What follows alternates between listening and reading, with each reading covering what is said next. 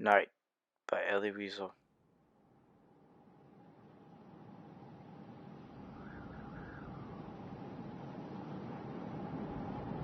The key to survival is to never give up and never stop.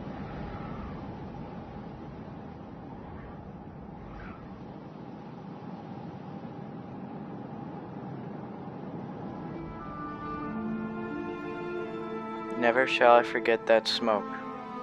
Never shall I forget the small faces of the children whose body I saw transformed into smoke under a silent sky. Never shall I forget those flames that consumed my faith forever.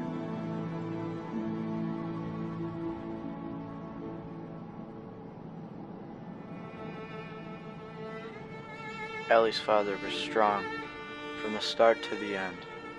He died from sickness after the long walk they had made to the third camp. By this time, his father would say, as said in the book, he just kept repeating that it was all over for him, that he could no longer fight. He had no more strength, no more faith.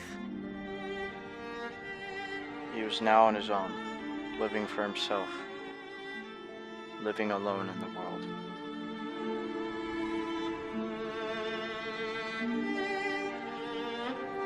All boundaries had been crossed. Nobody had any strength left, and the night seemed endless. Ellie was strong. He never gave up.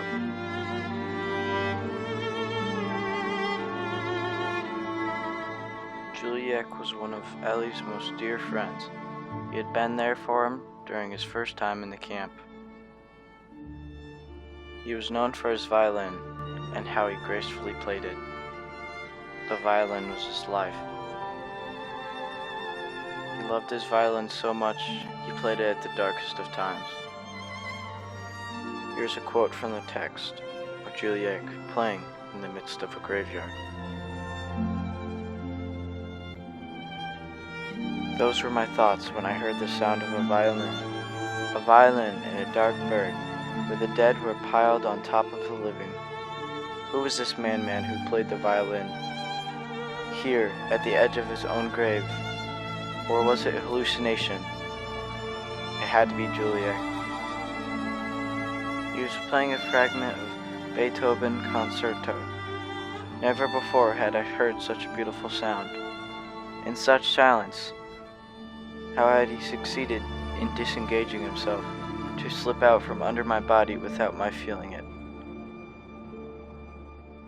Darkness enveloped us. All I could hear was the violin, and it was as Julieks' soul had now become his bow. He was playing his life. His whole being was gliding over the strings.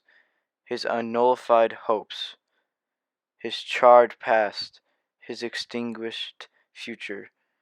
He played that which he could never play again.